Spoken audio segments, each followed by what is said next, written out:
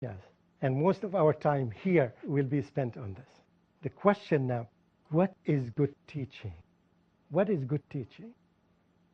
What do you expect to see in a class that can be classified as good lesson or outstanding lesson or excellent lesson? What are the features that you are expect to see? Something that you can think. I'll give you 1 minute to think, to tell me the most important thing for you to judge this place is. For example, if I judge this studio, I say that the air condition is very poor. So it would never be classified as an excellent studio, okay? Because from my perspective, when I sweat, I need an air condition. So I would say that one good quality, one outstanding quality of a studio is strong air condition, okay? Now, tell me about schools, about classroom, about teaching. When you say that this teacher is an amazing teacher, outstanding teacher, what do you expect to see? Tell me something that when I go and I see it, I would say, yes, this is an outstanding teaching. Teaching, I'm not focusing about the teacher. Because if I focus on the teacher, it would say that he would have a long beard, smile on the face, sincere and honest, and yes, something that even I cannot measure.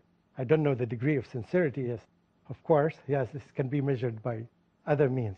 When I enter a class, I would say that this is good teaching, outstanding teaching. Did you write something? I repeated the question many times so you would be able to write an answer. Yes. Give me, from your perspective, number one, what is it? Yeah. They are involved in interacting with the teacher. Okay, this is very good.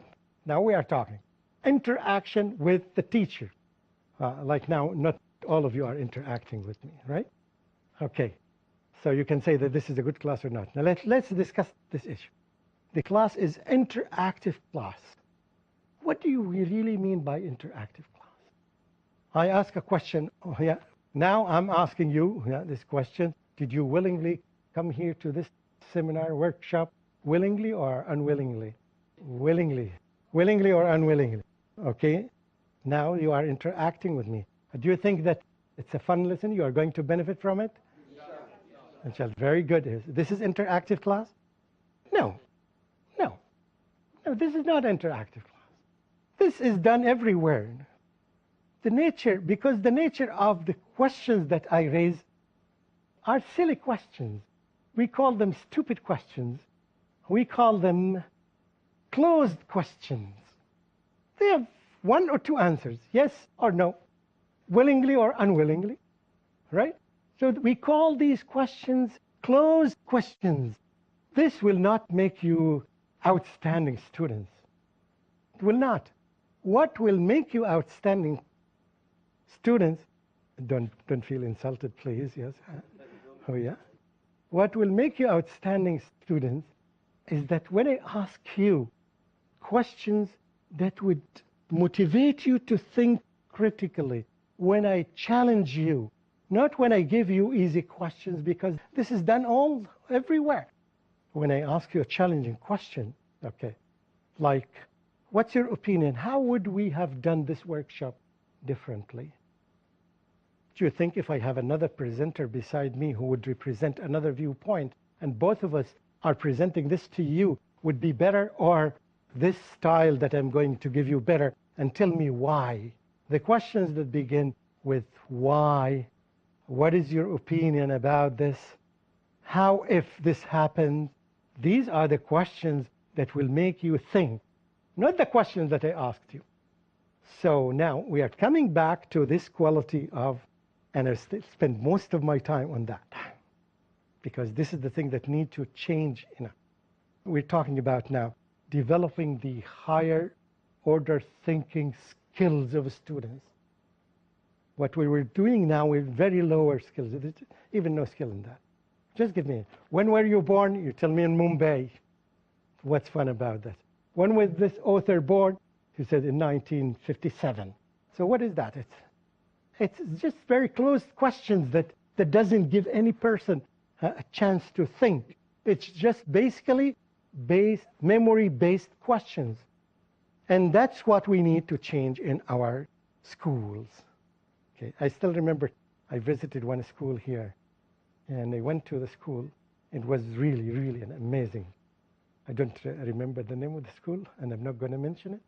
Yeah, it was an amazing school. The students interacted with the students. They were 11 years old. And I asked them the same question that I used to ask my students, my graduate students in USA. The same question. Very challenging question. One time I gave them this question, and I divided them into groups. After we agreed that the main reason for the loss of the Muslims in the Battle of Uhud was the disobedience of the archers. We agreed on that. We analyzed this. We explained it very well. And now I confronted them with this situation. Now, those archers, on the Day of Judgment, asked you to be their lawyers in front of Allah subhanahu wa ta'ala. What would you do? 11-year-old children, they were girls. Do you think this question is challenging? What is your position if they ask you to defend them on the Day of Judgment? They wanted you to defend them in front of Allah. The student gathered, discussed the matter, analyzed it, and then they came with the answer. And with amazing answers. Yeah. The majority of them, almost 90% of the students, came with this response. We are not going to defend them. Why is that? They said that it was very clear command from the Prophet ﷺ, that everybody understood very clearly, and they still disobeyed the Prophet ﷺ. So how can we be in a position to defend people on the Day of Judgment who disobeyed the command of the Prophet? Amazing answer. I swear by Allah, students in graduate schools in the USA, master degrees, I ask them the same question. They don't give me this answer, wonderful answer. I'll continue when we come back. I'll take a quick break. Assalamu alaikum wa rahmatullahi wa barakatuh. Hush, little baby, breathing so calm. Surah Ikhlas is the touchstone of theology. Theology means the study of God. Surah Ikhlas is the litmus test for the study of God. It is the 112th chapter of the Quran, verse number 1 to 4. Qul huwa Allahu ahad. Say He is Allah, one and only. Allahu Samad. Allah, the absolute, the eternal. Lam yalid wa lam yulad. He begets not, nor is he begotten. Walam yakul lahu kufuwan ahad. There is nothing like unto him. It's mentioned in Sahih al-Bukhari, volume 6, book of virtues of the Quran, hadith number 5013. Prophet Muhammad, peace be upon him, said, Surah Ikhlas is equal to the 1/3 of the Quran. There are 4 criteria for the verification of the true God. The first is Ahad, the one and only. The second is As-Samad, the absolute, the eternal. The third is Lam Yalid wa Lam Yulad. He begets not, nor is he begotten. The fourth is Walam yakul lahu kufuwan ahad. There is nothing like unto him. Verify today whether the God you are worshipping is true or not with the help of Surah Ikhlas, the touchstone of theology. Hush, little baby, breathing so calm. Bismillah ar-Rahman ar-Rahim. Welcome back. We were discussing the issue of challenging questions, and I gave one example they have witnessed in Mumbai here, and I was very pleased with that. Not only that, by the way, this was the response of the student. One student raised her hand, and she said that, comment on your question. I said, go ahead. And she said that, I'm sorry to tell you, sir, that your question is wrong. And I said, why is that? I knew the question that was wrong. I intentionally made the question wrong to see the level of thinking. He said that, why is that? He said that those people already had been forgiven by Almighty Allah.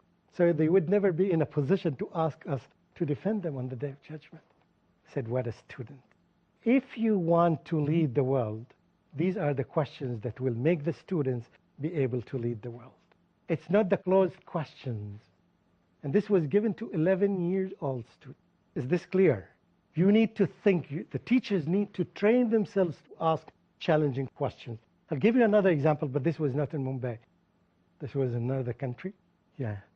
I visited a class, and the students were discussing one of the stories that they studied during the year. They analyzed the characters. They analyzed the story very well. I was 11, grade 11, 16, 17 years old. The story was about 300 pages. They understood it very well. And then the teacher said, now, based on your study of the story, tell me what's going to happen. She went outside. She knocked at the door. Then she came inside and said that among those 6 characters that we studied in the story, who is going to open the door first? Should I repeat that? Based on your information, based on the analysis of the characters that you studied, which one of the 6 characters would be the first one to open the door when it knocks? I said, wow, what a question. See the degree of analysis that's needed to answer this question. And when you say personality number or character number 5, you have to tell me why. This is exactly what people, when they make analysis, they go so deep to the bottom. And the teacher gave them an opportunity and said that I don't need the answer now.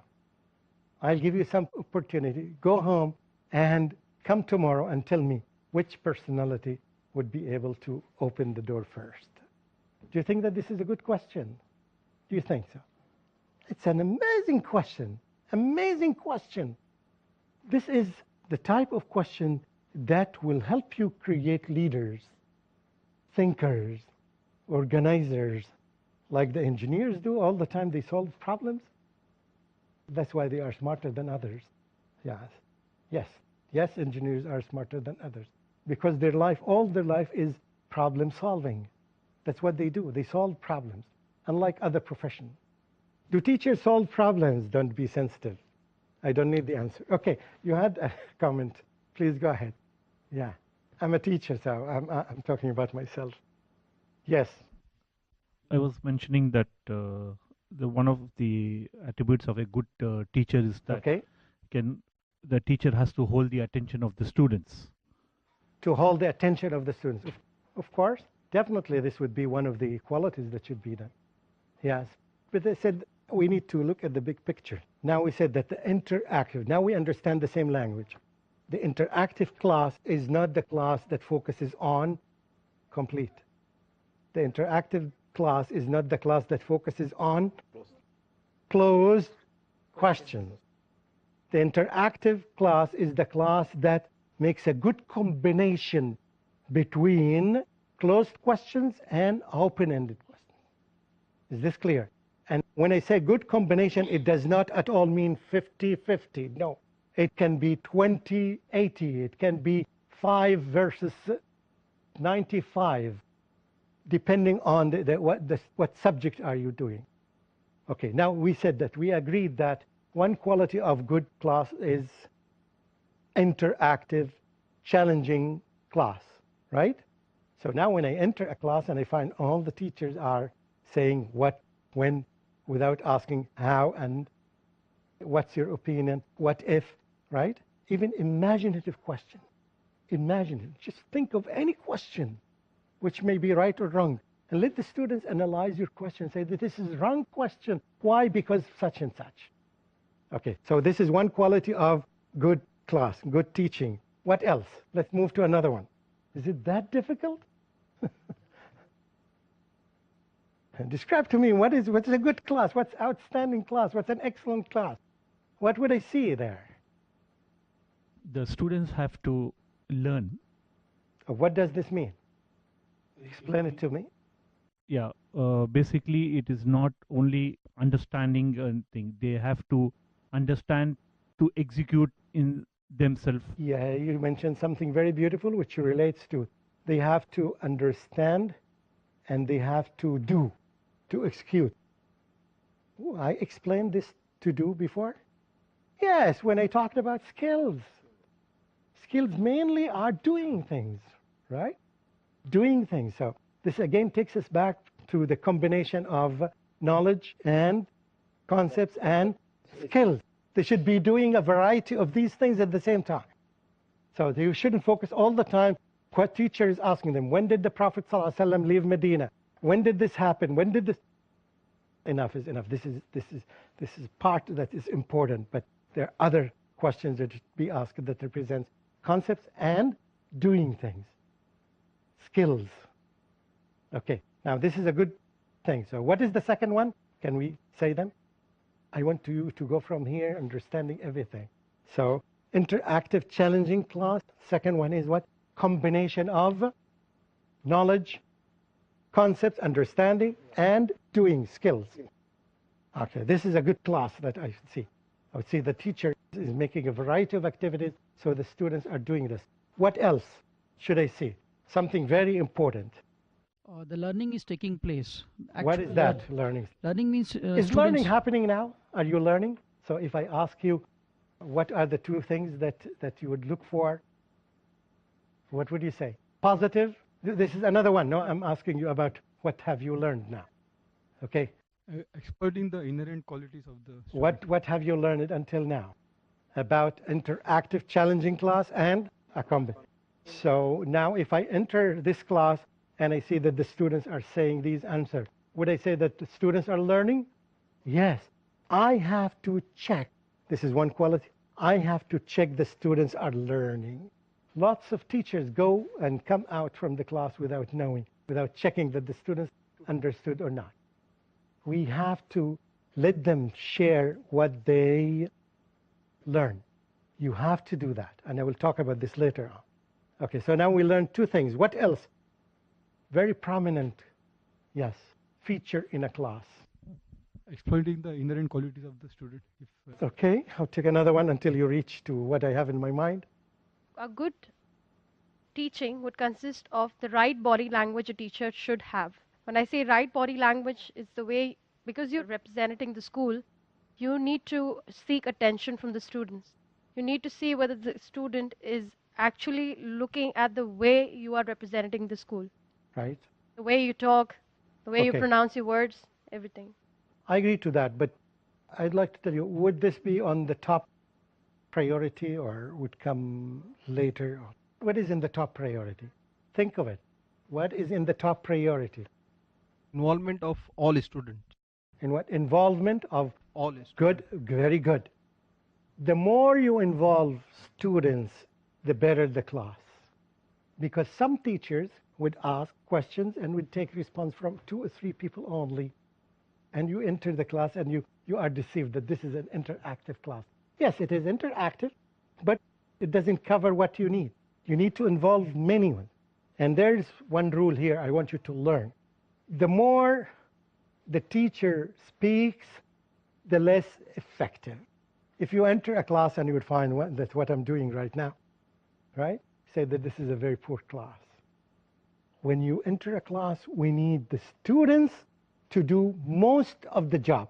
80% for the students, 20% for the teacher, 90% for the students, 10% for the teacher, 95% for the students, 5% for the teacher. The less the teacher acts, the better.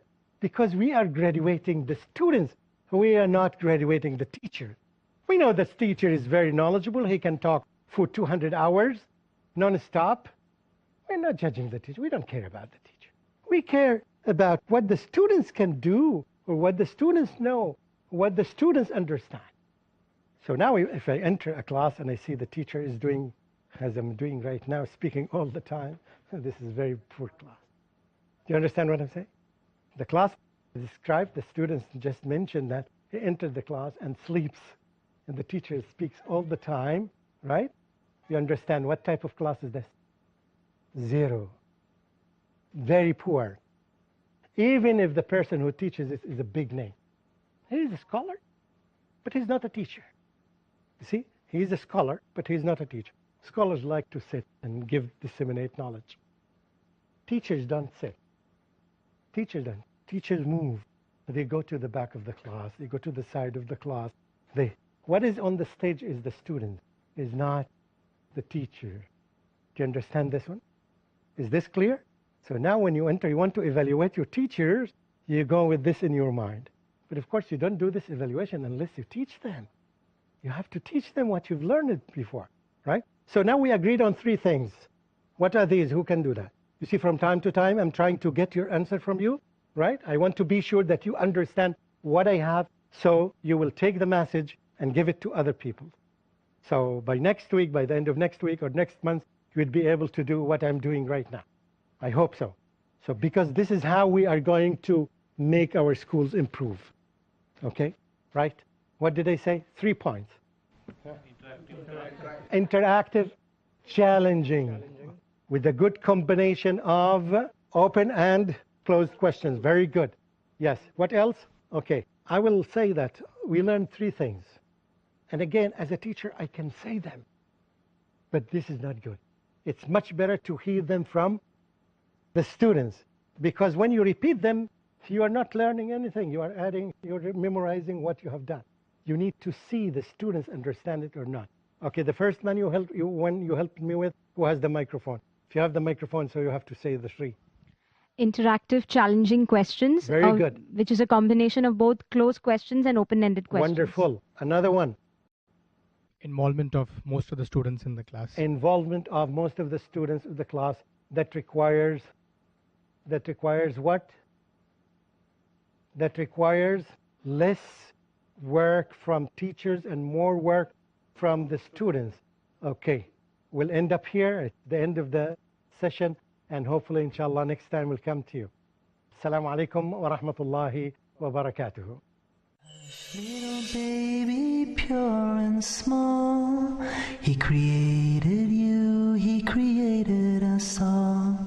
Hush, little baby, don't you fear, we're never alone when Allah's so near.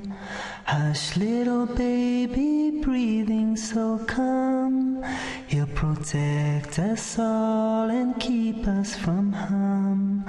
Hush, little baby, still and serene, you are a Muslim, Islam's your deen. Hush, little baby, pure and small, He created you.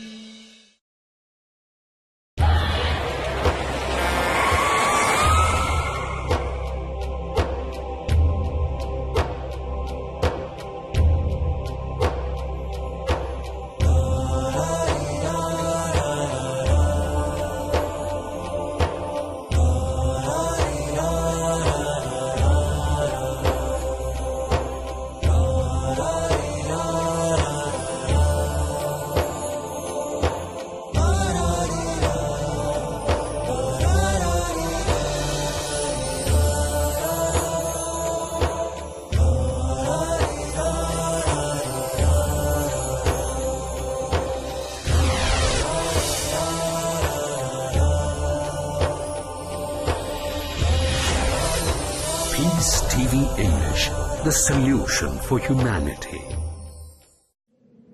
أشهد أن محمد رسول الله.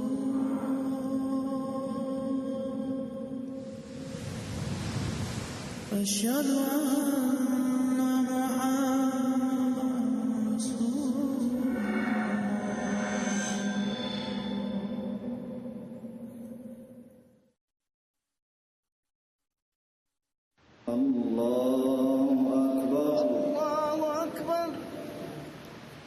الحمد لله رب العالمين الرحمن الرحيم مالك يوم الدين إياك نعبد وإياك نستعين اهدنا الصراط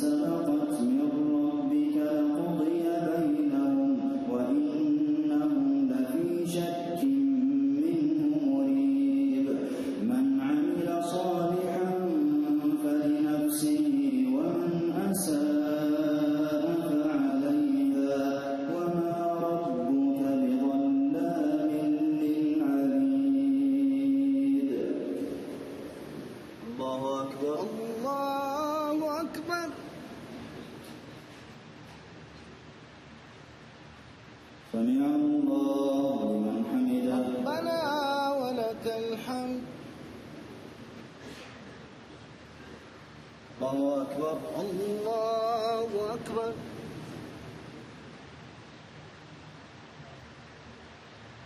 الله أكبر الله أكبر الله أكبر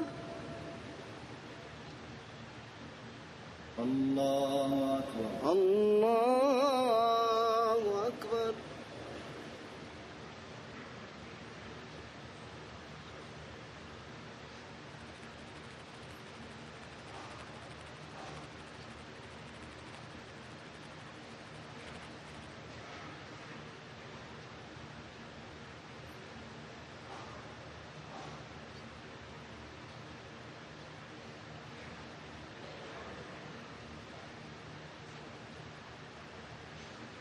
السلام عليكم ورحمة الله. السلام عليكم ورحمة الله. السلام عليكم ورحمة الله.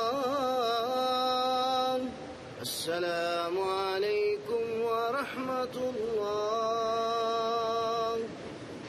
الله أكبر. الله أكبر. الحمد لله رب العالمين الرحمن الرحيم مالك يوم الدين إياك نعبد وإياك نستعين اهدنا الصراط المستقيم صراط الذين أنعمت عليهم غير المغضوب عليهم ولا الضالين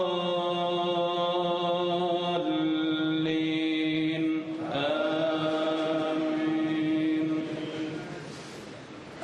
من عمل صالحا فلنفسه ومن أساء فعليها وما ربك بظلام للعبيد. إليه يرد علم الساعة وما تخرج من ثمرات من أكمامها وما تحمل من أنثى ولا تضع إلا بعلمه.